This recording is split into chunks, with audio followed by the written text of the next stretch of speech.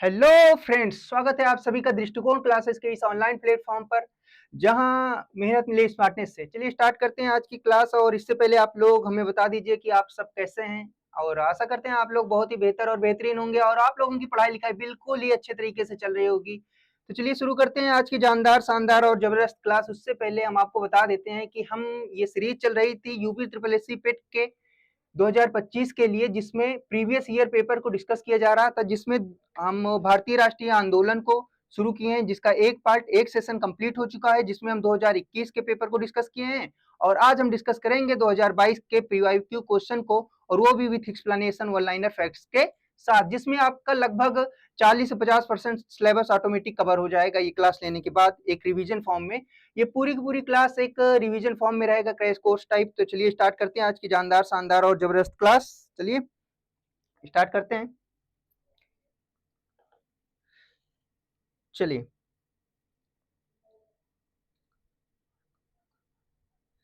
एक बात याद रखिएगा, आप ही के लिए है कि एक समय के बाद क्या है कि एक समय के बाद पिता के कंधों का भार कम ना कर पाना, ये आपकी सबसे बड़ी पराजय होगी।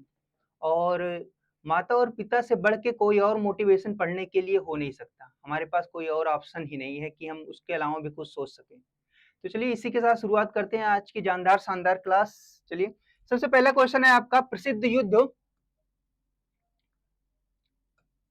चलिए प्रसिद्ध युद्ध का नारा चलो दिल्ली चलो क्या है? चलो दिल्ली किसने दिया था? दिल्ली चलो का नारा किसने दिया था? चलिए बताइएगा। बिल्कुल option number B, Subhash Chandra Bose ने। किसने? सुभाष चंद्र बोस जी ने दिया था। चलिए नेक्स्ट क्वेश्चन है हमारा, स्वतंत्र भारत का पहला भारतीय गवर्नर जनरल कौन था? भारतीय स्वतंत्र भारत का पहला भारतीय गवर्नर जनरल कौन था, बताइएगा। ऑप्शन नंबर ए है खान अब्दुल गफ्फार खान, बी है मौलाना आजाद, सी है सी राजगोपालाचारी, और डी है सरदार वल्लभ भाई पटेल। बताइएगा। बिल्कुल कौन है? सी राजगोपालाचारी। स्वतंत्र भारत के पहले भारतीय गवर्नर जनरल कौन रहे? सी राजगोपालाचारी। चलिए अब देखते हैं इसके बारे में कुछ कुछ देख लेते हैं। सबसे पहले बंगाल का गवर्नर है, कौन है बंगाल का गवर्नर? सबसे पहले बंगाल का गवर्नर कौन था? Robert Clive. कौन था? Robert Clive. ये 1757 तक। और आखिरी में कौन रहा? Warren Hasting. आपको ये दो चीज याद रखना है कि बंगाल का गवर्नर पहला कौन था? Robert Clive. आखिरी कौन था? Warren Hasting. आखिरी कौन था? Warren Hasting. चलिए नेक्स्ट देखते हैं, बंगाल का गवर्नर जनरल क्या है? बंगाल का गवर्नर जनरल, पहले बंगाल का क्या थे? पहले बंगाल के सिर्फ गवर्नर थे, अब बंगाल का गवर्नर जनरल आ गए। तो कौन था सबसे पहले बंगाल का गवर्नर जनरल? Warren Hasting 1773। फिर उसके बाद ये देखेंगे आखिरी कौन थे? Lord William Bentinck. लॉर्ड लगाने लायक नहीं है, विलियम बेंटिक। क्या है? William Bentinck 1833। नेक्स्ट देखेंगे स्वतंत्र भारत का गवर्नर जनरल क्या है? स्वतंत्र भारत का गवर्नर जनरल कौन है? Lord Mountbatten. और आखिरी कौन है? सी राजगोपालाचारी। कौन है? सी राजगोपालाचारी 1950। चलिए देखते हैं। चलिए इसमें भारत का गवर्नर जनरल जो है, यहां से देखिएगा थोड़ा क्रम ऊपर नीचे हो गया। भारत का गवर्नर जनरल कौन है? Lord William Bentinck. कौन है? Lord William Bentinck. और आखिरी कौन होंगे भारत के गवर्नर जनरल? आखिरी कौन होंगे? वो होंगे लॉर्ड कैनिन। कौन होंगे? लॉर्ड कैनिन 1858 तक। नेक्स्ट देखेंगे भारत का वायसराय कौन? भारत के वायसराय जो है, वायसराय जो प्रथम वायसराय बने वो कौन, क्या नाम था उनका? Lord Canning. क्या नाम था? Lord Canning. और अंतिम वायसराय, भारत के अंतिम वायसराय कौन थे? Lord Mountbatten. कौन थे? Lord Mountbatten. यहां पर देखेंगे कि 26 जनवरी 1950 क्या है? 26 जनवरी 1950 को भारत गणतंत्र बना और गवर्नर जनरल का पद समाप्त कर दिया गया। इसके बाद क्या हुआ? 26 जनवरी 1950 के बाद जैसे ही गणतंत्र बना तो भारत के गवर्नर जनरल के पद को समाप्त कर दिया गया। और इसके बाद डॉक्टर राजेंद्र प्रसाद पहले क्या बने? राष्ट्रपति बने। डॉक्टर राजेंद्र प्रसाद पहले राष्ट्रपति बने। चलिए एक बार इसको और देख लेते हैं कि क्या है। एक सेकेंड। चलिए सबसे पहले बंगाल के गवर्नर थे कौन? पहला कौन थे? Robert Clive. और अंतिम कौन थे? Warren Hasting. अंतिम कौन थे? Warren Hasting. नेक्स्ट देखेंगे कि बंगाल का 1 नंबर, ऐसे डाल लीजिए, ज्यादा सही रहेगा। 1 नंबर।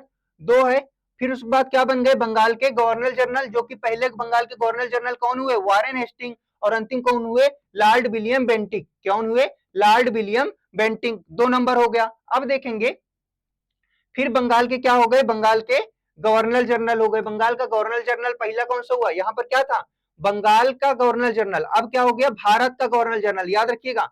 तो भारत के पहले governor general Lord William Bentinck, कौन थे, लॉर्ड विलियम बेंटिक। और आखिरी कौन थे, लॉर्ड कैनिन। आखिरी कौन थे, लॉर्ड कैनिन। फिर क्या हुआ, गवर्नर जनरल का पद बंद होकर, गवर्नर जनरल का पद समाप्त होकर भारत के वायसराय बने। तो वायसराय बना, और पहले वायसराय कौन थे, कैनिन। पहले वायसराय कौन थे, कैनिन। और आखिरी वायसराय कौन था, लॉर्ड माउंटबेटन। कौन थे, लॉर्ड माउंटबेटन। अब देखेंगे तीसरा नंबर, चौथा हो गया, यहां पर होगा 5वां नंबर स्वतंत्र भारत का। क्या है, 5वां नंबर स्वतंत्र भारत का।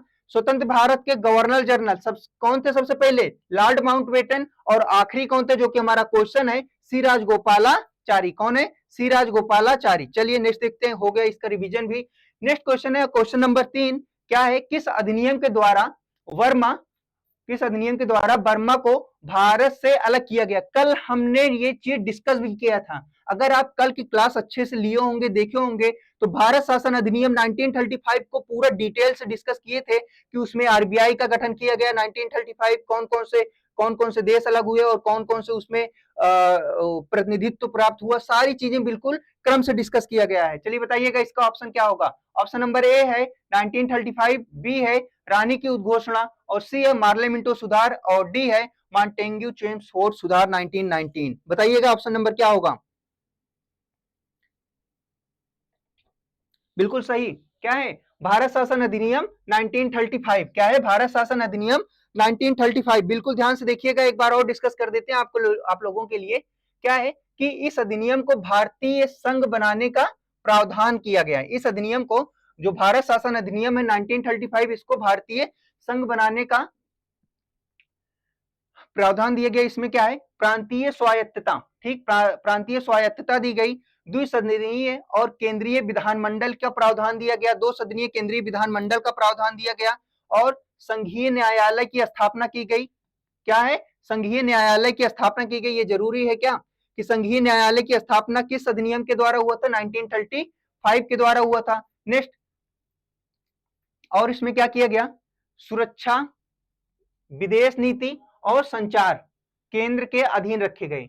जो सुरक्षा, जो अलग अलग प्रावधान बनाए गए, जिसमें संघ सूची और समवर्ती, ये तीनों सूची, संघ सूची, राज्य और समवर्ती सूची जो रखा गया, उसमें नए अधीन, उसमें जो है क्या क्या, सुरक्षा, विदेश नीति और संचार को किसके, केंद्र के अधीन रखा गया। किसके, केंद्र के अधीन, राज्य के नहीं।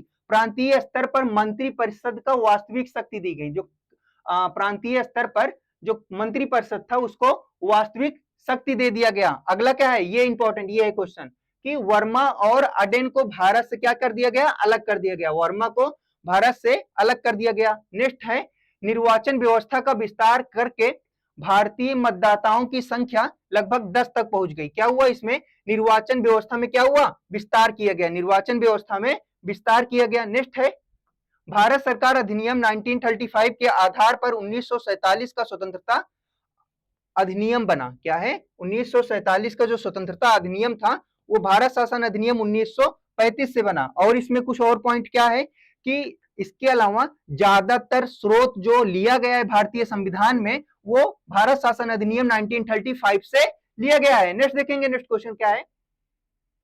नेक्स्ट क्वेश्चन है हमारा, खिलाफत मुद्दे को उठाने के महात्मा गांधी के निर्णय का मुख्य कारण क्या था।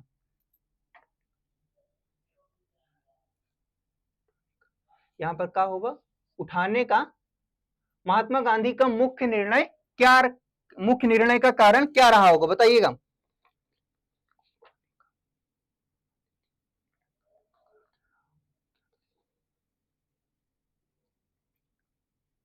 चलिए, बिल्कुल सही, क्या है, हिंदुओं और मुसलमानों के बीच अधिक एकता लाना। क्या था, हिंदुओं और मुसलमानों के बीच अधिक एकता लाना, ये था उनका मुख्य कारण। मतलब ये था कि जो खिलाफत मुद्दा था, देखते हैं यहाँ पे, कि जो खिलाफत आंदोलन था, उसका जो मुख्य कारण, वो जो उसमें प्रमुख बात थी हिंदू और मुस्लिम के बीच एकता को बनाए रखना। उसी के बाद क्योंकि बंगाल विभाजन हुआ जिससे उनके बीच फूट आ गया था, फूट आ चुका था। बिल्कुल, चलिए देखते हैं। तो खिलाफत आंदोलन को एक बार देख लेते हैं। चलिए, खिलाफत आंदोलन क्या है? खिलाफत आंदोलन 1919 से 24 में शुरू हुआ था। कब शुरू हुआ था? 1919 तक, 1919 से 1924 तक। इसका उद्देश्य क्या था? उद्देश्य क्या था देखते हैं। चलिए,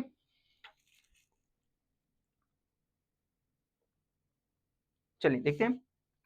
इसका उद्देश्य था, इसका मेन उद्देश्य आगे भी इसमें क्वेश्चन पूछा गया है कि ओटोमन तुर्क साम्राज्य में खलीफा की सत्ता कौन बचाया था। तो ऐसे करके क्वेश्चन भी है जो कि 2022 में पेट में ही पूछा गया है। क्या था इसका मुख्य उद्देश्य? तो ओटोमन तुर्क साम्राज्य में खलीफा की सत्ता को बचाना इसका क्या था? मुख्य उद्देश्य था। इसके बाद आंदोलन का नेतृत्व किसने किया था? अली बंधुओं ने। आंदोलन का नेतृत्व किसने किया था?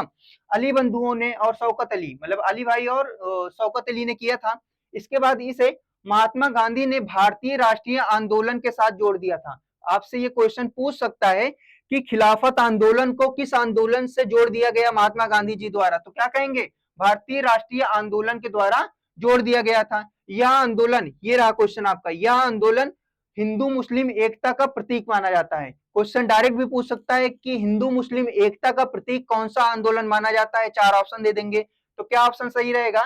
कौन सा? खिलाफत आंदोलन। खिलाफत आंदोलन जो है हिंदू मुस्लिम एकता का प्रतीक माना जाता है। नेक्स्ट देखते हैं, इसकी शुरुआत 1919 से 1924 के बीच में, ज्यादातर आपको ये ऑप्शन दिखेगा।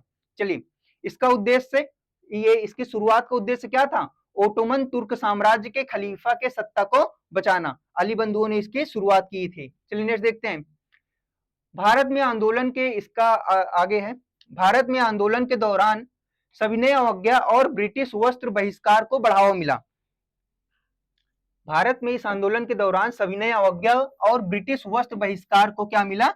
बढ़ावा मिला। आंदोलन की वजह से कई संगठन जैसे तुर्क खिलाफत समिति बने।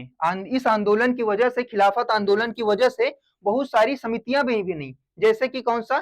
तुर्क खिलाफत समिति। नेक्स्ट है, खलीफा की सत्ता के अंत 1924 के साथ ही यह आंदोलन समाप्त हो गया। क्या है? जैसे ही खलीफा की सत्ता का अंत हुआ वैसे ही खिलाफत आंदोलन का भी अंत हो गया। और ये लाइन बहुत इंपॉर्टेंट, मतलब मोस्ट इंपॉर्टेंट है, मोस्ट इंपॉर्टेंट लाइन है ये। क्या है कि आंदोलन का असर असहयोग आंदोलन की शुरुआत पर में भी दिखाई पड़ी। ये बहुत जरूरी है, ये लाइन बहुत इंपॉर्टेंट है। ये क्वेश्चन पूछा भी जा सकता है और पूछा भी गया है और एग्जामों में कि असहयोग आंदोलन की शुरुआत किस आंदोलन को माना जाता है? तो क्या कहेंगे? खिलाफत आंदोलन। तो आंदोलन का असर, मतलब खिलाफत आंदोलन का असर असहयोग आंदोलन की शुरुआत की एक प्रेरणा बनी। चलिए देखते हैं नेक्स्ट।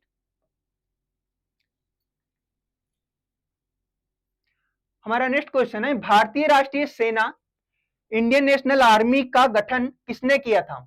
बहुत इंपॉर्टेंट क्वेश्चन है कि भारतीय राष्ट्रीय सेना इंडियन नेशनल आर्मी का गठन किसने किया था? बताइएगा। ऑप्शन नंबर ए है रास बिहारी बोस, भगत सिंह, मोहन सिंह और कौन थे? सुभाष चंद्र बोस। बताइएगा। तो किन्होंने किया था? मोहन सिंह ने। किन्होंने? मोहन सिंह ने किया था। चलिए देखते हैं। चलिए, इसके बारे में कुछ डिटेल देख लेते हैं। सुभाष चंद्र बोस का जन्म, अब पूरा का पूरा सुभाष चंद्र बोस लगभग खत्म ही कर देंगे। सुभाष चंद्र बोस का जन्म 23 जनवरी कब हुआ था? 1897। 23 जनवरी 1897 कटक उड़ीसा में हुआ था। कहां पर?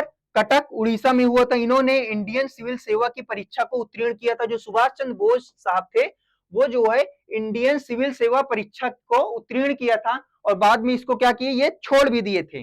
तो उत्तीर्ण किया था, पर असहयोग आंदोलन में भाग लेने से पहले क्या किया था? भाग लेने से पहले इन्होंने इस्तीफा दे दिया था। वो किसके प्रतिपादक थे? समाजवादी विचारधारा के समर्थक थे और पूर्ण स्वराज के क्या थे? पक्षधर थे। वो समाजवादी विचारधारा और पूर्ण स्वराज के पक्षधर थे। नेक्स्ट देखेंगे, वर्ष 1938 में, कब? वर्ष 1938 में कांग्रेस के हरिपुरा अधिवेशन में अध्यक्ष चुने गए थे। अब क्या था कि वर्ष 1938 में जो कांग्रेस का अधिवेशन 1938 वाला था उसमें इनको अध्यक्ष पद पे चुना गया था, और जो कि 1938 का कहां पर अधिवेशन हुआ था, हरिपुरा में। कहां पर, हरिपुरा में। आपसे ये क्वेश्चन पूछ सकता है कि किस कांग्रेस अधिवेशन में सुभाष चंद्र बोस को अध्यक्ष चुना गया था, तो कौन से, हरिपुरा में। कौन सा, हरिपुरा में। फिर अगले साल भी सभी कांग्रेस के लगभग ज्यादा से ज्यादा सदस्य क्या चाहते थे कि जो अध्यक्ष पद है वो किसको मिले, सुभाष चंद्र बोस जी को ही मिले। लेकिन क्या हुआ, त्रिपुरी में कब, वर्ष 1939, कब, 1939 में त्रिपुरी में गांधी जी ने अप्रत्याशित को क्या है, प्रत्याशी को हराकर, मतलब कि क्या था कि जो भारतीय राष्ट्रीय कांग्रेस का 1939 का जो अधिवेशन हुआ था, जो कि त्रिपुरी में हुआ था, वहां पर पट्टाभी सीतारामैया जी, जो कि गांधी जी के कैंडिडेट थे, क्या थे, गांधी जी के कैंडिडेट थे, उनको हराकर जो अध्यक्ष बने सुभाष चंद्र बोस जी बने, और बाद में वो भी उस पद से इस्तीफा दे देते हैं, अध्यक्ष पद से इस्तीफा दे देते हैं। नेक्स्ट देखेंगे।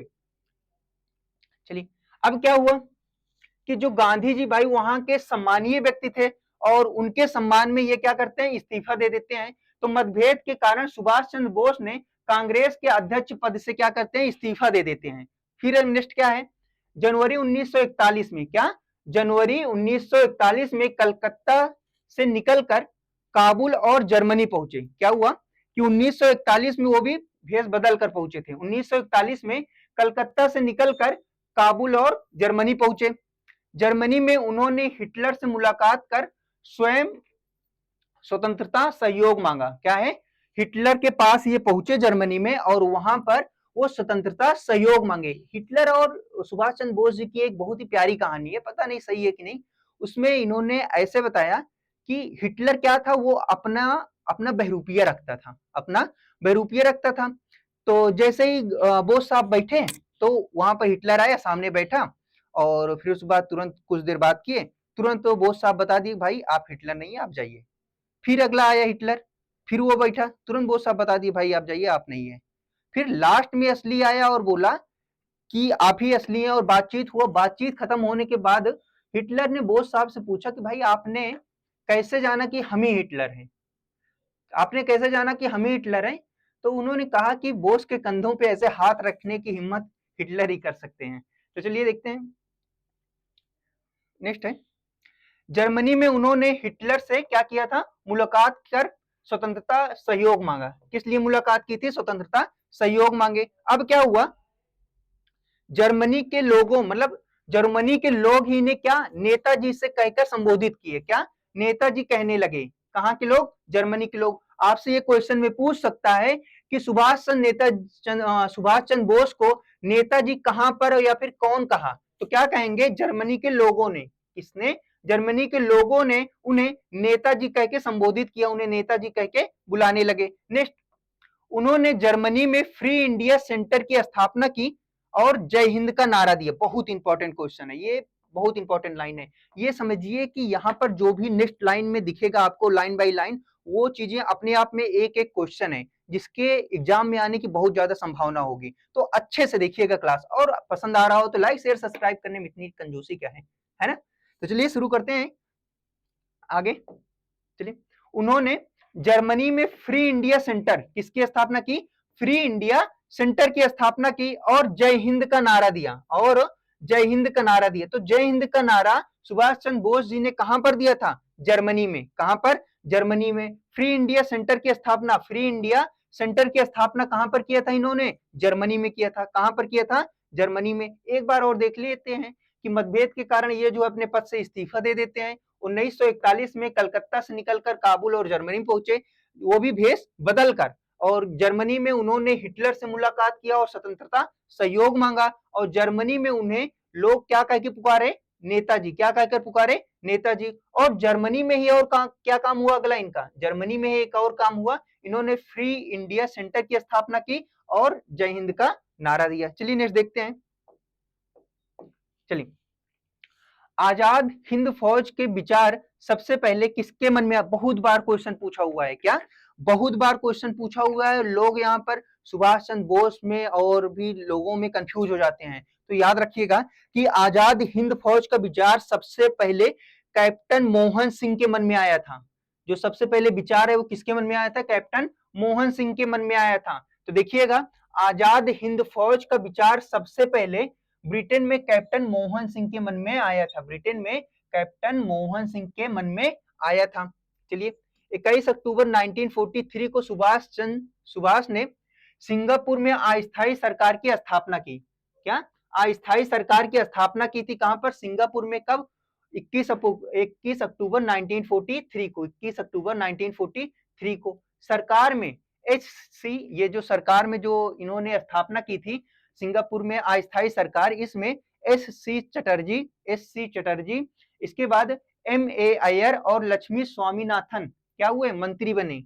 इनको मंत्री बनाया गया। किसे किसे? H.C. चटर्जी जी को, M.A. अय्यर को और लक्ष्मी स्वामीनाथन को क्या किया गया? मंत्री पद दिया गया। आगे देखते हैं। जर्मनी, जापान और उनके समर्थक देशों ने सरकार को मान्यता दी। जो इन्होंने सिंगापुर में अपनी सरकार बनाई थी, सिंगापुर में एक अस्थायी सरकार बनाई थी, जिसमें मंत्री बनाया गया चटर्जी जी को, अय्यर जी को और स्वामीनाथन जी को। उनको क्या हुआ? उनको मान्यता मिल गई जर्मनी और जापान से। चलिए नेक्स्ट देखते हैं। बिल्कुल, चलिए नेक्स्ट देखते हैं। सरकार ने मित्र राष्ट्रों के विरुद्ध युद्ध की घोषणा कर दी। क्या है? जो वहां की सरकार थी, सरकार ने मित्र राष्ट्रों के विरुद्ध क्या कर दी? घोषणा कर दी। नेक्स्ट देखते हैं।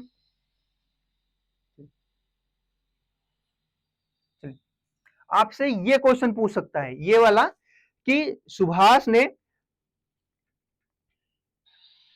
चलिए देखते हैं। चलिए, सुभाष चंद्र बोस जी ने महिला रेजिमेंट रानी झांसी रेजिमेंट बनाई थी। कौन सा रेजिमेंट बनाया था? रानी झांसी रेजिमेंट बनाया हुआ था। रानी झांसी रेजिमेंट बनाया हुआ था।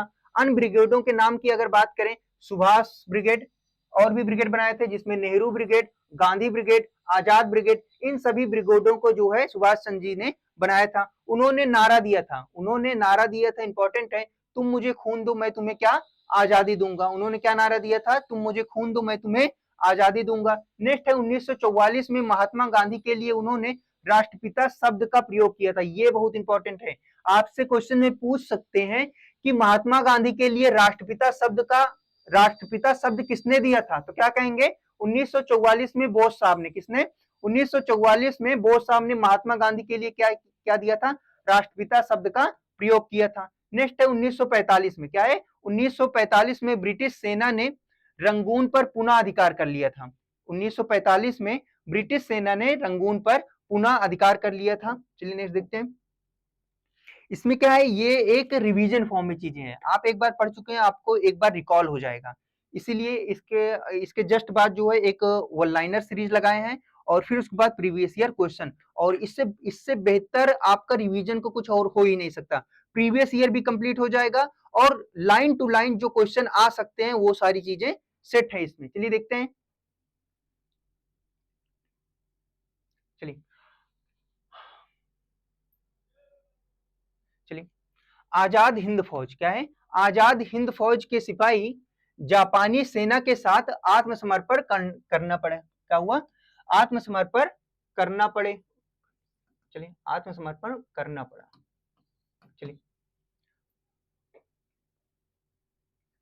चलिए नेक्स्ट देखते हैं। 18 अगस्त 1945। कब? 18 अगस्त 1945 को कहां पे? कौन सा दुर्घटना? ताई होउक हवाई दुर्घटना में सुभाष चंद्र क्या हुए? शहीद हो गए। ये भी कहा जाता है कि इनकी डेड बॉडी नहीं मिली। कहां पर? 18 अगस्त 1945। कब? 18 अगस्त 1945 को ताई होकू हवाई अड्डा के दुर्घटना में इनकी ये शहीद हो गए, सुभाष चंद्र बोस जी। इनके देखते हैं। सिपाही प्रेम सहगल और शाहनवाज खान और G.N. ढिल्लन, इनको क्या किया गया? गिरफ्तार कर लिया गया इनके खिलाफ। किसे किसे? किसे किसे? बिल्कुल, प्रेम सहगल, शाहनवाज खान और ढिल्लन को क्या कर लिया गया? इनके मृत्यु के, इनके शहीद में षड्यंत्र के लिए गिरफ्तार कर लिया गया 1945 में। कब? 1945 में लाल किले में इनका केस लाया गया। लाल किले में इन तीनों का केस लाया गया। केस लड़ने के लिए समिति बनाई गई और अध्यक्ष कौन थे? भूला भाई पटेल। कौन थे? भूला भाई देसाई। भूला भाई देसाई। तो याद रखिएगा क्या था, एक बार और देख लेते हैं कि आजाद हिंद फौज के सिपाही जो है जापानी सेना के साथ आत्मसमर्पण करना पड़ा उन्हें, और फिर 18 अगस्त 1945 को कहां पर? ताई होकू हवाई दुर्घटना में इनकी मृत्यु हो गई, ये शहीद हो गए। और इनके शहीद षड्यंत्र में प्रेम सहगल, शाहनवाज खान और ढिल्लन को क्या हुआ? गिरफ्तार कर लिया गया और इनका केस चलाया गया कहां पर? दिल्ली लाल किले पर 1945 में। और केस लड़ने के लिए किसे बुलाया गया? भूला भाई देसाई को। किसको? भूला भाई देसाई को। चलिए नेक्स्ट क्वेश्चन देखते हैं अपना। महात्मा गांधी द्वारा 1930 में, क्या है क्वेश्चन? महात्मा गांधी द्वारा 1930 में सविनय अवज्ञा आंदोलन शुरू करने का कारण क्या था? महात्मा गांधी द्वारा, चलिए, महात्मा गांधी द्वारा 1930 में सविनय अवज्ञा आंदोलन को शुरू करने का कारण क्या था? ब्रिटिश शासन की बुराइयों को दूर करने हेतु 11 सूत्री कार्यक्रम भेजना, या फिर ऑप्शन नंबर बी है नमक कानून तोड़ने के लिए डांडी मार्च, पूर्ण स्वराज की प्रतिज्ञा, और या फिर इनमें से कोई नहीं, बताइएगा।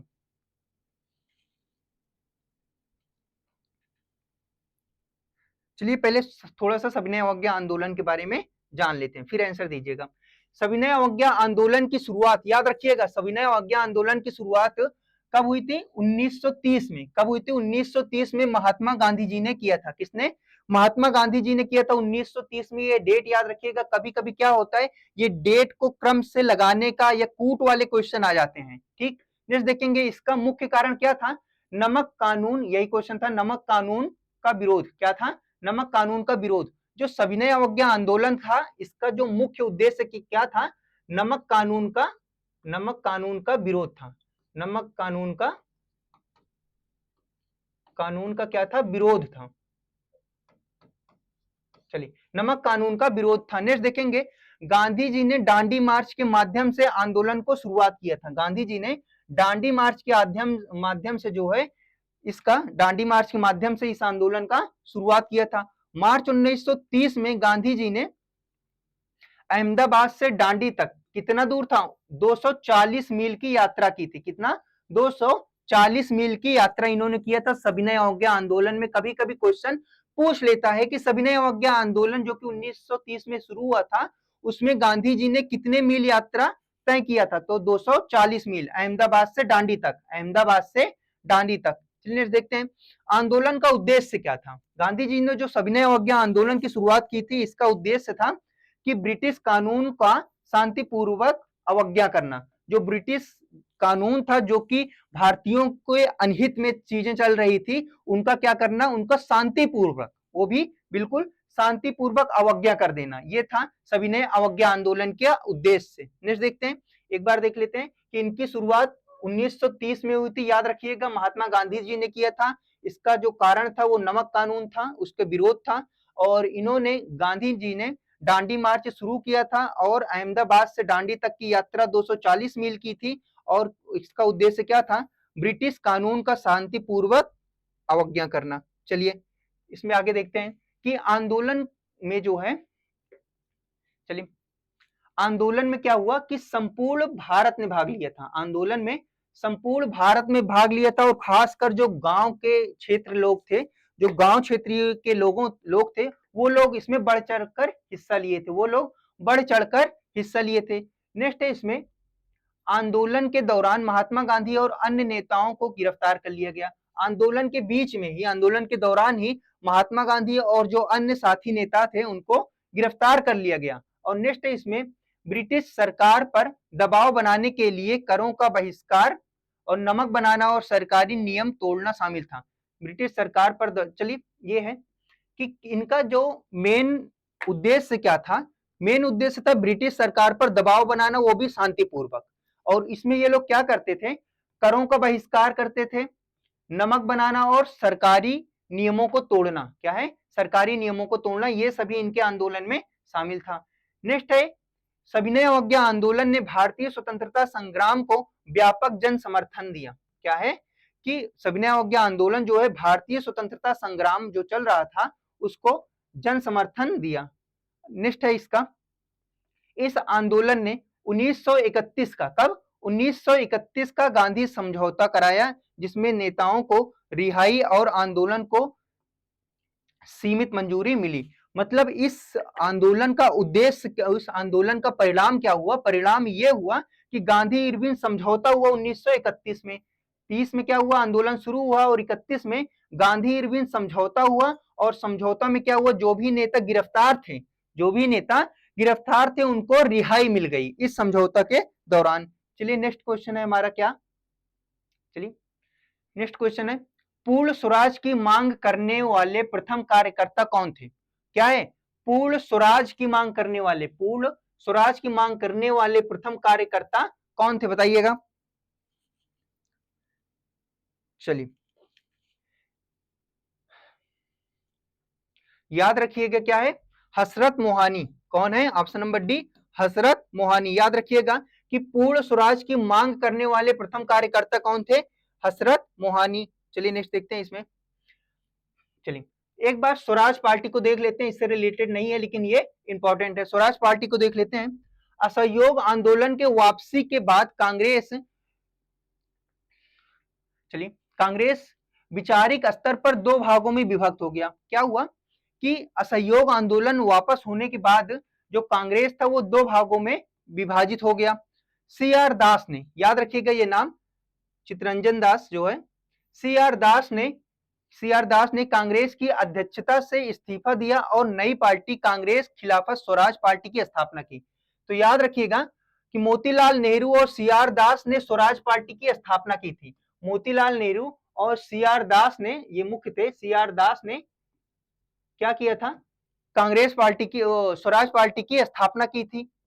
बाद में इसे स्वराज पार्टी के नाम से जाना जाता है। क्या? स्वराज पार्टी के नाम से जाना गया। इसके बाद सी आर दास ने, चितरंजन दास ने इसके अध्यक्ष और मोतीलाल नेहरू इसके महासचिव बने। मोतीलाल नेहरू इसके महासचिव बने। याद रखिएगा इसमें दो पॉइंट बहुत इंपॉर्टेंट है, आपसे पूछेगा कि जो है स्वराज पार्टी की स्थापना किन दो व्यक्तियों ने किया था? एक सी आर दास जी थे और दूसरा थे मोतीलाल नेहरू। जो ये थे सी आर दास, वो क्या थे? वो थे अध्यक्ष, अध्यक्ष थे। और जो ये थे, ये क्या थे? ये जो मोतीलाल नेहरू थे, ये क्या थे? ये थे महासचिव। क्या थे? महासचिव थे। ये महासचिव थे, याद रखिएगा, बहुत जरूरी है। चलिए नेक्स्ट देखते हैं। वर्ष 1925 में सी आर दास की मृत्यु के बाद पार्टी बिखरने लगी और सरकार के साथ सहयोग करने लगी। क्या है कि वर्ष 1925 में सी आर दास, जो चितरंजन दास थे, उनकी मृत्यु के बाद पार्टी क्या हुई? खत्म हो गई और सरकार के साथ इनका विलय हो गया। चितरंजन दास सुभाष चंद्र बोस के राजनीतिक गुरु थे। ये बहुत इंपॉर्टेंट लाइन है। क्या कि चितरंजन दास जो थे वो किसके गुरु थे? वो सुभाष चंद्र बोस के राजनीतिक गुरु थे। सुभाष चंद्र बोस के राजनीतिक गुरु थे। लाहौर अधिवेशन में पारित प्रस्ताव और सविनय अवज्ञा आंदोलन के कारण स्वराजियों ने विधानमंडल का दामन छोड़ दिया, जिससे पार्टी का अंत हो गया। क्या हुआ? जो लाहौर अधिवेशन था, क्या लाहौर अधिवेशन में पारित प्रस्ताव सविनय अवज्ञा आंदोलन के कारण स्वराजियों ने, जो भी स्वराजी थे, वो क्या हुए? विधानमंडल का दामन छोड़कर, जिससे क्या हुआ? विधानमंडल का दामन छोड़ दिया, जिससे पार्टी का क्या हो गया? अंत हो गया। जो स्वराज पार्टी थी उसका अंत हो गया, वो भी लाहौर अधिवेशन में ही। चलिए नेक्स्ट देखते हैं। नेक्स्ट है 1923। 1923 के चुनाव में स्वराजियों ने क्या? केवल विधानमंडल, क्या है? केवल विधानमंडल में 42 सीट जीते। जो स्वराजी थे, जो स्वराजियों थे, जो स्वराज पार्टी के सदस्य थे, उन्होंने 42 सीट जीते 1923 में। फिर है मध्य प्रदेश में स्पष्ट बहुमत। बंगाल में सबसे बड़े दल, क्या है? सबसे बड़े दल। उत्तर प्रदेश में संतोषजनक प्रदर्शन हुआ था। क्या हुआ था? मध्य प्रदेश में स्पष्ट बहुमत और बंगाल में सबसे बड़ा दल और उत्तर प्रदेश में संतोषजनक प्रदर्शन देखने को मिला था। और वर्ष 1925 में विट्ठल भाई पटेल ने, क्या है? विट्ठल भाई पटेल ने सेंट्रल लॉजिस्ट,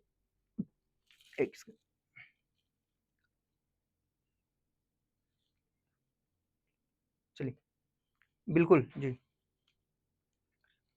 चलिए देखते हैं क्या है। वर्ष 1925 में विट्ठल भाई पटेल ने लॉजिस्टिक असेंबली की सक्रिय भागीदारी दिखाई? क्या है? विट्ठल भाई पटेल जी ने लॉजिस्टिक असेंबली में सक्रिय भागीदारी दिखाई थी। चलिए ये ऐसे ही है। चलिए नेक्स्ट है हमारा क्वेश्चन, फॉरवर्ड ब्लॉक। याद रखिएगा, बहुत इंपॉर्टेंट क्वेश्चन है कि फॉरवर्ड ब्लॉक की स्थापना किसने की थी? बताइएगा, बताइएगा, फॉरवर्ड ब्लॉक की स्थापना किसने की थी? चलिए, फॉरवर्ड ब्लॉक की स्थापना किसने की थी? सुभाष चंद्र बोस जी। कौन किए थे फॉरवर्ड ब्लॉक की स्थापना? सुभाष चंद्र बोस जी ने किया था। नेक्स्ट है कि भारत सरकार अधिनियम 1935, फिर से भारत शासन अधिनियम 1935 का क्वेश्चन फिर से, कल भी एक बार करा चुके हैं, एक बार देखिएगा क्या है। प्रावधान में ब्रिटिश सरकार के अंतिम अधिकारी के रूप में उदाहरण कौन सा था? मतलब अंतिम अधिकारी कौन थे? भारत शासन अधिनियम, ब्रिटिश सरकार के अंतिम अधिकारी, अंतिम अधिकार का उदाहरण कौन सा है? बताइएगा।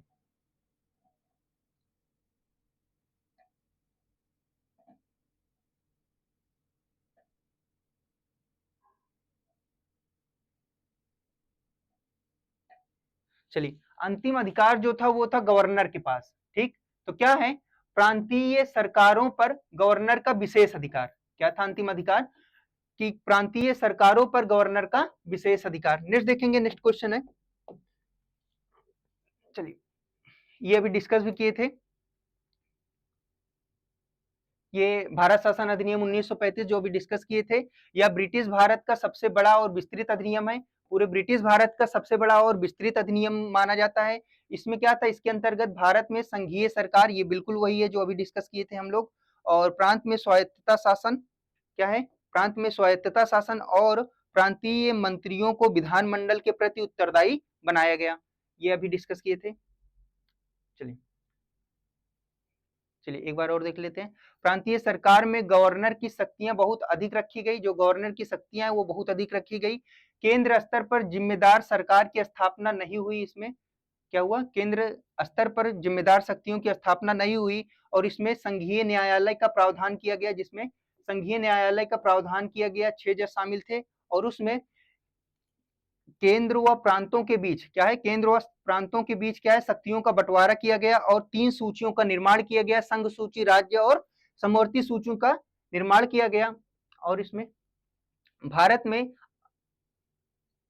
चलिए, भारत में आरक्षित विषय किसके पास रहेगा? गवर्नर के पास रहेगा। इसमें क्या बनाया गया कि भारत में जो आरक्षित विषय होगा वो किसके पास रहेगा? वो गवर्नर के पास रहेगा। और पहली बार सिंध को प्रांत बताए थे ना, कि सिंध को अलग किया गया, सिंध को, वर्मा को भारत से अलग किया गया था। और नेक्स्ट देखेंगे, बर्मा म्यांमार को भारत से अलग कर दिया गया था। हमने बताया था कि म्यांमार बर्मा को भी भारत से अलग कर दिया गया था। किसमें?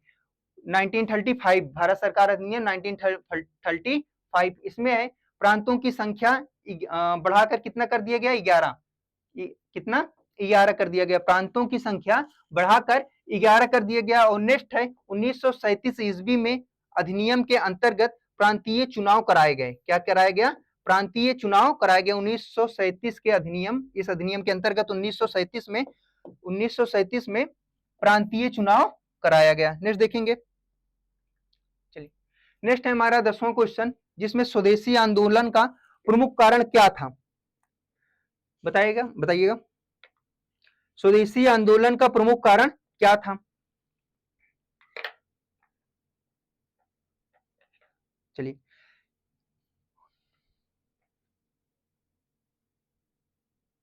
चलिए, जब 16 अक्टूबर 1905 को बंगाल विभाजन की घोषणा हो गई, तो भारत में बंगाल का जो क्षेत्र बहुत ही असंतोष फैल गया, और ये तो फैला ही। और जब 19 जुलाई 1905 को बंगाल विभाजन हो गया, तब क्या शुरू हुआ? स्वदेशी आंदोलन शुरू हुआ कि हम अंग्रेजों की बनाई हुई वस्तुओं का इस्तेमाल नहीं करेंगे। हम जो भी चीजें हैं, चाहे वस्त्र हो, खाद्य सामग्री हो, वो सब क्या करेंगे? वो सब स्वदेशी उपयोग करेंगे। तो चलिए देखते हैं।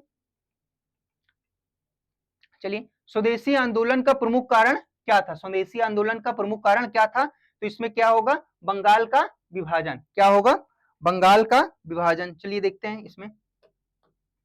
चलिए, बंगाल विभाजन सबसे पहले हम देख लेते हैं, बंगाल विभाजन कैसे हुआ, फिर वो रद्द कैसे हुआ, और स्वदेशी आंदोलन। इस प्रश्न में हम ये तीनों चीज कंप्लीटली देखेंगे कि बंगाल विभाजन की घोषणा कब हुई थी? 19 जुलाई 1905। याद रखिएगा कि बंगाल विभाजन की जो घोषणा है वो 19 जुलाई 1905 को हुई थी। याद रखिएगा ये डेट, जो घोषणा है वो कब हुई थी? 19 जुलाई 1905 को हुई थी। और लागू कब हुआ? 16 अक्टूबर 1905 को ये लागू हो गया था। अब ये घोषणा किसने की था?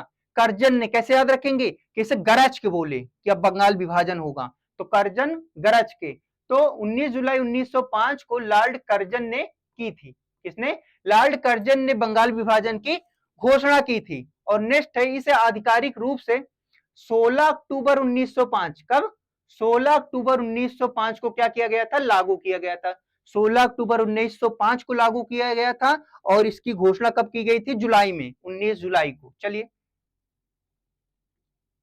आधिकारिक कारक क्या था? आधिकारिक कारक प्रशासनिक सुविधा, परंतु वास्तविक कारण, मतलब इसमें आधिकारिक रूप से क्या बताया गया कि आखिर हम काहे अलग कर रहे हैं, बंगाल को पूर्वी पश्चिमी काहे बना रहे हैं। आधिकारिक कारण इसमें यह बताए कि जो प्रशासन की सुविधा है वो सब जन के पास तक नहीं पहुंच पा रही है, इसलिए ये गुट में बढ़ जाएंगे और इनका जो इनके पास जो है राजनीतिक व्यवस्था और प्रशासन की सारी व्यवस्था पहुंच पाएगी थी, पहुंच जाएगी। ये तो दिया था इन्होंने क्या? आधिकारिक कारण। लेकिन वास्तविक कारण क्या था? वास्तविक कारण था हिंदू और मुस्लिम की जो एकता बनी हुई थी उसमें फूट डालो, उसमें फूट डालकर उनको अलग अलग करना, ये था इनका वास्तविक कारण। तो वास्तविक कारण क्या था?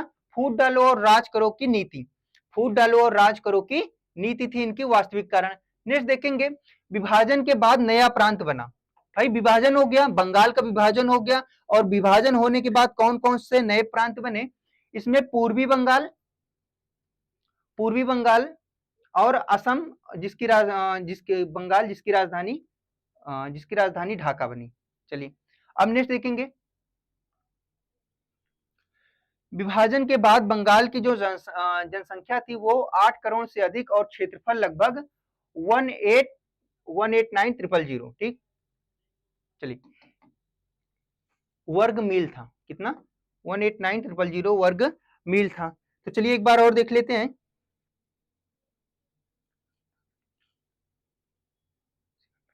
चलिए, बंगाल विभाजन घोषणा कब हुई थी?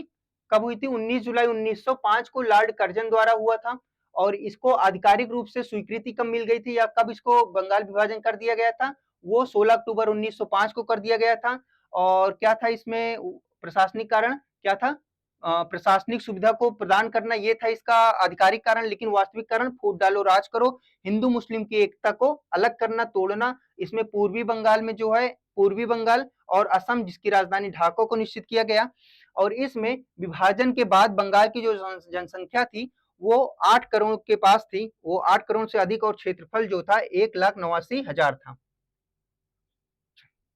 और 1,89,000 वर्ग मील था। चलिए नेक्स्ट देखते हैं। इसमें विभाजन से हिंदू और मुस्लिम समुदाय में अलगाव पैदा करना अंग्रेजों का मुख्य उद्देश्य था। मतलब इसमें भले ही प्रशासनिक कारण बताया गया कि सभी के पास प्रशासनिक व्यवस्था पहुंचेगा, सभी को सारे सहयोग मिलेगा, लेकिन इसमें जो मुख्य इनका कारण था वो क्या था? हिंदू और मुस्लिम के बीच क्या करना? फूट डालना, हिंदू और मुस्लिम को जो एकता है उनको अलग करना। नेक्स्ट है लीग ऑफ अंपायर। चलिए बताइएगा, यहां तक क्लियर है?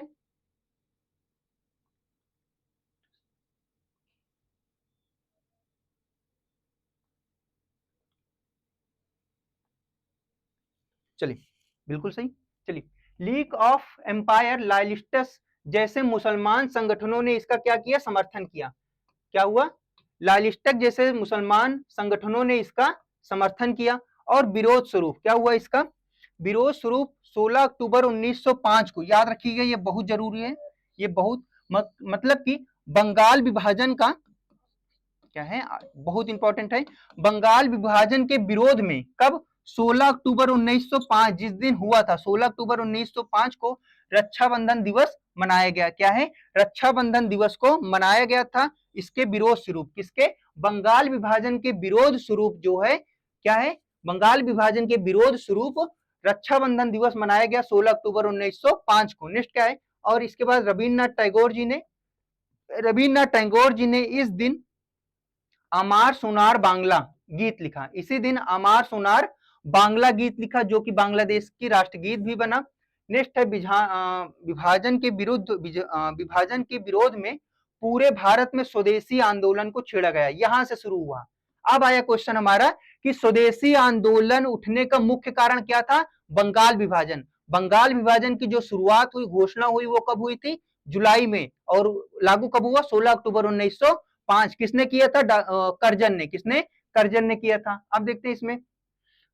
अब 16 अक्टूबर 1905 को ही रक्षाबंधन दिवस मनाया गया और इसके साथ रविन्द्रनाथ टैगोर ने क्या है? अमार सोनार बांग्ला लिखा उसी दिन। और इसके बाद विभाजन में पूरे देश में क्या शुरू हो गया? पूरे भारत देश में स्वदेशी आंदोलन छिड़ गया। किसके परिणाम स्वरूप?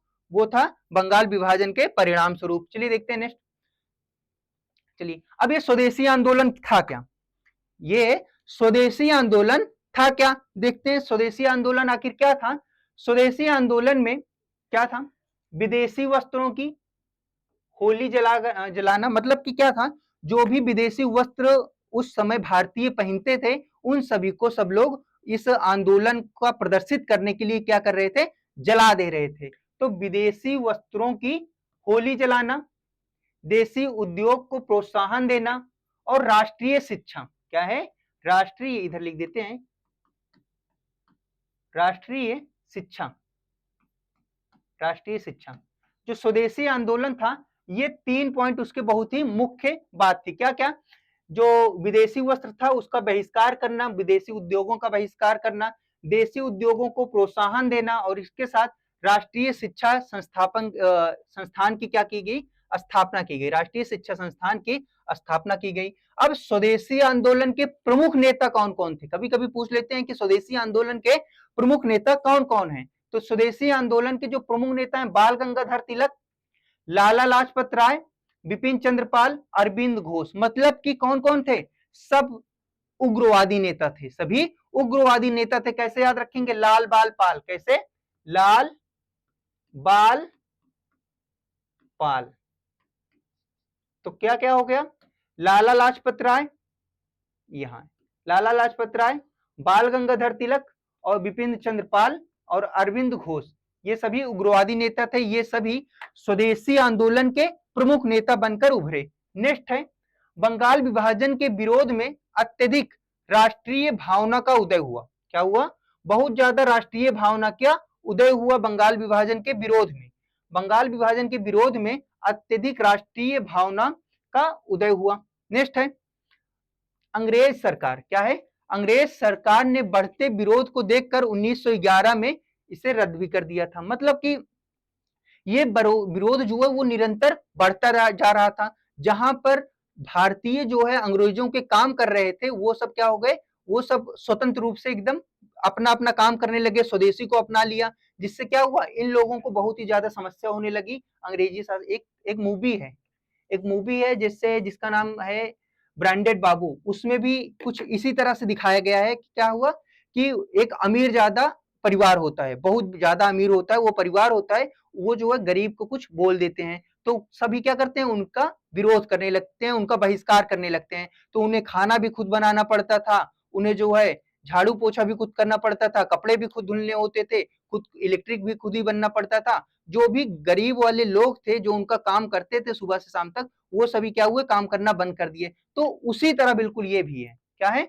उसी तरह बिल्कुल ये भी है। बंगाल विभाजन के विरोध में अत्यधिक राष्ट्रीय भावना का उदय हुआ और अंग्रेजी सरकार ने क्या हुआ? बढ़ते हुए विरोध को देखकर क्या किया? 1911 में बंगाल विभाजन को रद्द कर दिया। कब? 1911 में।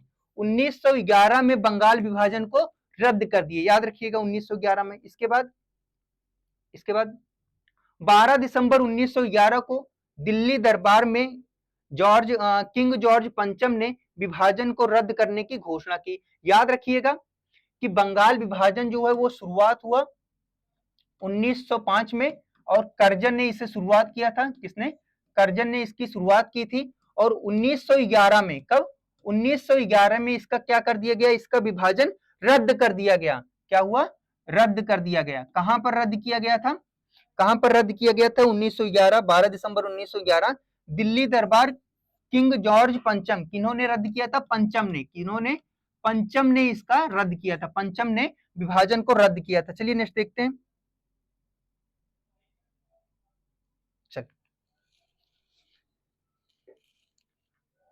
चल जब विभाजन रद्द किए थे, जब क्या है, जब विभाजन को रद्द किए थे तब जो है राजधानी क्या थी, कलकत्ता था। और उसके बाद रद्द करने के बाद विभाजन राजधानी क्या बन गई, दिल्ली बन गई। तो विभाजन रद्द करते समय भारत की जो राजधानी थी वो कलकत्ता थी, और कलकत्ता से क्या बन गया, दिल्ली बन गया। नेक्स्ट, बंगाल विभाजन और स्वदेशी आंदोलन को भारतीय राष्ट्रीय आंदोलन का टर्निंग पॉइंट कहा जाता है। किसे, भारतीय राष्ट्रीय आंदोलन का टर्निंग पॉइंट कहा जाता है। ये था बंगाल विभाजन, ये था बंगाल विभाजन। अब इसमें देखते हैं, ये तो हुआ बंगाल विभाजन की शुरुआत और कैसे बंगाल विभाजन रद्द हुआ। अब इनके बीच में जो स्वदेशी आंदोलन चला उसके बारे में थोड़ा सा देख लेते हैं, है ना, स्वदेशी आंदोलन के बारे में। तो ये है स्वदेशी आंदोलन जो कि 1905 से 1911 तक इसका टाइम पीरियड है। यहां पर देखेंगे बंगाल विभाजन के विरोध में शुरू हुआ था। आपसे यही क्वेश्चन पूछा जा भी सकता है, पूछा भी गया है कि स्वदेशी आंदोलन किसके विरोध में शुरू हुआ था। तो क्या कहेंगे, बंगाल विभाजन के विरोध में स्वदेशी आंदोलन की शुरुआत हुई थी। बंगाल विभाजन के विरोध में स्वदेशी आंदोलन का शुरुआत हुआ था। चलिए नेक्स्ट है, इसमें नारा दिया गया था। स्वदेशी आंदोलन का मुख्य नारा क्या था, मुख्य कथन क्या था, स्वदेशी अपनाओ और विदेशी त्यागो, स्वदेशी अपनाओ और विदेशी त्यागो, ये था इसका प्रमुख नारा। अब आंदोलन में क्या कर रहे थे, जैसा हमने बताया था, जो विदेशी वस्त्र थे उसको जलाते थे, जला देते थे, स्वदेशी वस्त्र को अपनाया और राष्ट्रीय शिक्षा संस्थान की स्थापना की। राष्ट्रीय शिक्षा संस्थानों की स्थापना की। हो सकता है कूट में ये पूछ सकता है कि निम्नलिखित में से कौन से कार्य नहीं हुए या कौन कौन से कार्य हुए। तो कौन कौन से कार्य हुए, जो विदेशी वस्तुएं थी, विदेशी वस्त्र, विदेशी वस्तुएं, उन सभी को जलाया गया, उनका बहिष्कार किया गया, स्वदेशी को अपनाया गया और राष्ट्रीय शिक्षा की स्थापना की गई। तो चलिए नेक्स्ट देखते हैं, यहां तक क्लियर है। चलिए बिल्कुल, चलिए आप कोशिश ये करिए कि ज्यादा से ज्यादा चीजें आपको क्लास में ही याद हो जाए। एक लेयर खत्म, एक स्लाइड खत्म, थोड़ा सा पुश कीजिए, थोड़ा एक बार देख लीजिए। हाँ 1905 में रिवीजन वो हुआ था, फिर कर्जन ने इसका विभाजन किया था, जॉर्ज पंचम ने इसका क्या हुआ, फिर से विलय कर दिया, फिर कलकत्ता से दिल्ली, मतलब उसको पुश कीजिए और थोड़ा सा रिवीजन करिए, मात्र ज्यादा से ज्यादा 30 सेकंड 35 सेकंड, बस आपको ये अपने आप रिकॉल हो जाएगा और एग्जाम में आपका बहुत ही ज्यादा हेल्प करेगा। चलिए देखते हैं, आंदोलन का नेतृत्व कौन थे, प्रमुख नेता हमने बताया था क्या, लाल बाल पाल, लाला लाजपत राय, बाल गंगाधर तिलक, बिपिन चंद्र पाल और अरविंद घोष। रविन्द्रनाथ टैगोर ने इस समय बंगाल एकता दिवस क्या मनाया, बंगाल एकता दिवस, और क्या, अमार सुनार बांग्ला, अमार सुनार बांग्ला ये गीत लिखा, अमार सुनार बांग्ला और अमार सुनार बांग्ला ये गीत लिखा और बंगाल एकता दिवस मनाया इसी समय। किसने, रविन्द्रनाथ टैगोर जी ने। किसने, रविन्द्रनाथ टैगोर जी ने। प्रमुख नेता कौन थे, लाल बाल पाल, ऐसे याद रखिए, प्रमुख नेता लाल बाल पाल थे। मतलब इसको क्या कीजिए, जैसे कुछ इसमें लिखना नहीं है क्योंकि एग्जाम बहुत पास आ गया है, अगर जैसे याद करना हो तो ऐसे शॉर्ट में बिल्कुल ऐसे लिखिए, बंगाल विभाजन 1905, फिर कैनिन, फिर उसके बाद रद्द केवल लिखिए, उसके बाद मतलब ये हो गया छोटा छोटा ऐसे याद करने का तरीका। जहां ऐसे पुश कीजिए वीडियो, एक बार रिकॉल कीजिए, आपको ऑटोमेटिक चीजें सारी याद हो जाएगी। चलिए नेक्स्ट देखते हैं। चलिए चलिए, ये था बंगाल विभाजन रद्द, जॉर्ज पंचम ने किया था। भारत की राजधानी कलकत्ता से दिल्ली को बनाया गया और विभाजन रद्द होने के बाद स्वदेशी आंदोलन और राष्ट्रीय आंदोलन को एक नई दिशा मिली। ये तो हो चुका है डिस्कस। नेक्स्ट देखते हैं, नेक्स्ट क्वेश्चन है 11 क्वेश्चन क्या है, बंगाल आंदोलन के दौरान हरा लाल पीला तिरंगा झंडा किसने डिजाइन किया था, बताइएगा। हरा लाल पीला तिरंगा झंडा किसने डिजाइन किया था।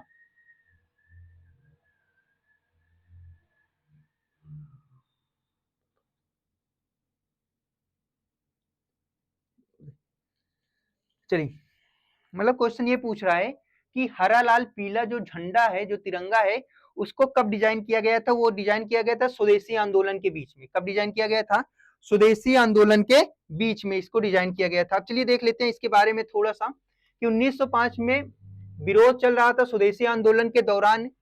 पहला राष्ट्रीय ध्वज फहराया गया और कहां पर फहराया गया, 7 अगस्त 1906 को कलकत्ता, कहां पर, कलकत्ता पारसी बागान में, ग्रीन पार्क में यह फहराया गया था। पारसी बागान में ये फहराया गया था, जिसका झंडे में क्या था, लाल रंग था, पीला और हरा रंग था, लाल पीला और हरा रंग था। अब ये डिजाइन किसने किया था, ये वाला याद रखिएगा, जो स्वदेशी आंदोलन में फैलाया गया था, तो किसने, सुचिंद्रनाथ बोस ने, किसने, सुचिंद्रनाथ बोस ने। अब कहीं कहीं पे हेमचंद्र भी मिलता है, कहीं कहीं पर हेमचंद्र भी मिलता है कि जो स्वदेशी आंदोलन का झंडा था उसको बनाने में कौन कौन थे, आप दो नाम याद रखिएगा, सुचिंद्रनाथ बोस, अगर ना रहे तो हेमचंद्र भी कहीं कहीं मिलता है। चलिए अपने झंडे के बारे में भी देख लेते हैं थोड़ा सा, क्योंकि पूछ सकता है। सबसे पहले यहां पर देखते हैं, जो हरा रंग था, जो स्वदेशी आंदोलन में फैलाया गया था, जो हरा रंग था वो मुस्लिम समुदाय का प्रतीक था। जो लाल रंग था वो हिंदू का प्रतीक था, हिंदू शक्ति और साहस का। और जो पीला रंग था, जो पीला रंग था वो शांति और अन्य धर्मों के एकता का प्रतीक था। आगे, बीच में कमल का फूल और सूरज चांद बने थे, मतलब यहां झंडा हिंदू मुस्लिम एकता और भारतीय संस्कृति का प्रतीक था। मतलब कि तीन रंग थे, लाल पीला हरा, जहां पे हरा रंग जो था वो मुसलमानों का प्रतीक था, समुदाय का प्रतीक था, और जो लाल रंग था वो हिंदुओं का प्रतीक था, और जो पीला रंग था वो शांति और अन्य समुदाय का, अन्य धर्मों के लिए प्रतीक था। और चांद और सूरज बना था जो कि एकता का प्रतीक था। चलिए नेक्स्ट देखते हैं, कमल, चांद और सूरज बना हुआ था। चलिए नेक्स्ट है राष्ट्रीय ध्वज, 1947 वाला देख लेते हैं। इसे 22 जुलाई 1947, ये 1947 अपना राष्ट्रीय ध्वज की बात हो रही है। 22 जुलाई 1947 को संविधान सभा द्वारा अपनाया गया था। किसके द्वारा, संविधान सभा के द्वारा। डिजाइन किसने किया था, वेंकैया जी ने। किसने, पिंगली वेंकैया जी ने किया था। रंग कौन कौन सा है, केसरिया, सफेद, हरा, और बीच में, मतलब केसरिया सफेद हरा की पट्टियां हैं, और बीच में क्या है, चरखे की जगह अशोक चक्र, जिसमें क्या है, 24 तीलियां हैं। आज ही इसे ही आज का तिरंगा, ये तो हो गया आज का तिरंगा कहा जाता है। चलिए नेक्स्ट देखते हैं, केसरिया, ये देखते हैं कलर का महत्व। केसरिया जो है साहस बलिदान का प्रतीक है, सफेद शांति और सत्य का प्रतीक है, हरा समृद्धि का प्रतीक है, और अशोक चक्र गति प्रगति और धर्म का प्रतीक है। क्या है, गति प्रगति और धर्म का प्रतीक है। चलिए क्लियर है यहां तक। नेक्स्ट क्वेश्चन देखते हैं। नेक्स्ट क्वेश्चन है, बिल्कुल, चलिए आ गया ना क्वेश्चन, खलीफा की अस्थायी शक्तियों की रक्षा हेतु खिलाफत समिति का गठन कब किया गया था, कब और कहां पर हुआ था। देखिए वही क्वेश्चन है कि खिलाफत आंदोलन का गठन कब किया गया था और उसका उद्देश्य, यहां तक क्या कर दिया, यहां तो उसका उद्देश्य दे दिया खिलाफत आंदोलन का, खिलाफत आंदोलन का यहां तक क्या कर दिया, उद्देश्य दे दिया कि खलीफा के अस्थायी शक्तियों की रक्षा के लिए किसकी स्थापना की गई थी, खिलाफत आंदोलन की। अब यही पूछ रहा है कि कब हुआ था, 1919, 1931, 1909, 1930 में, बताइएगा।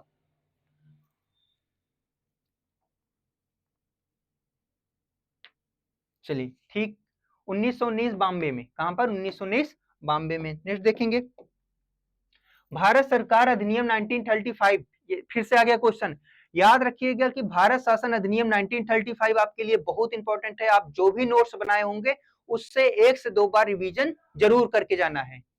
नेक्स्ट है, भारत सरकार अधिनियम 1935 के अनुसार मुख्य न्यायाधीशों के साथ कितने न्यायाधीश नियुक्त हुए थे। क्या है क्वेश्चन, अन्य न्यायाधीशों की संख्या पूछ रहा है, बताइएगा। बिल्कुल सही, कितने, अभी भी बताए थे, 6।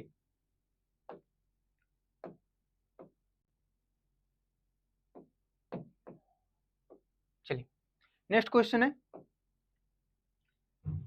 चलिए, भारत छोड़ो आंदोलन किस घटना के प्रतिक्रिया में चलाया गया था। जो भारत छोड़ो आंदोलन है किस घटना के प्रतिक्रिया में चलाया गया था, मतलब भारत छोड़ो आंदोलन जो है कौन, इसका चलाने का प्रतिक्रिया क्या था, किसके वजह से चलाया गया था, बताइएगा। बिल्कुल सही, क्रिप्स मिशन जो है असफल हो गया। क्या हो गया, क्रिप्स मिशन जो है असफल होने के लिए, होने के बाद जो है इसको चलाया गया था। चलिए नेक्स्ट, चलिए यहां तक खत्म। तो आज का सेशन यहीं तक था, और आप बताइएगा ये चीजें आपके लिए कैसे बेनिफिट होगी। अभी क्या, ये तो एग्जाम में पता चलेगा। और आशा करते हैं कि आज का सेशन आपको बहुत ही पसंद आया होगा। अगर पसंद आया हो तो लाइक शेयर सब्सक्राइब करना बिल्कुल मत भूलिए, अभी एक शेयर कर दीजिए। और फिर चलते हैं, हंसते रहिए, मुस्कुराते रहिए, अपना ख्याल रखिए, अपने माँ बाप का ख्याल रखिए। Thank you for watching. और इसके जस्ट बाद एक सेशन हमारा आता है जो कि ट्रिक और एनिमेशन के साथ static GK 2025 25 UP triple SC पेट के लिए कराया जा रहा है, और उस सेशन को लेना बिल्कुल मत भूलिए, क्योंकि उसमें ऐसी चीजें कराई जा रही है जो कि ना तो आपको पेन उठाने की जरूरत है, ना कुछ भी, आपको सिर्फ देखेंगे क्लास और आपको सारी चीजें याद हो जाएगा। उसके साथ साथ एक कंप्लीट मतलब एक चैप्टर कंप्लीट होते ही एक चैप्टर कंप्लीट होते ही उसका एमसीक्यू, वो भी उसमें प्रीवियस ईयर ट्रिक के साथ, मतलब उसमें आपको कम समय में बहुत सारी चीजें मिल रही हैं। ना घर पे रटने की जरूरत, ना बहुत ज्यादा टाइम वेस्ट करने की जरूरत, कुछ नहीं। वो क्लास ऐसी वे में बनाई जा रही है, ऐसी वे में बनाते हैं कि आप देखते ही चीजें आपके माइंड में फिट हो जाए। तो उस क्लास को लेना बिल्कुल मत भूलिए। हंसते रहिए, मुस्कुराते रहिए, अपना ख्याल रखिए, अपने माँ बाप का ख्याल रखिए। Thank you for watching.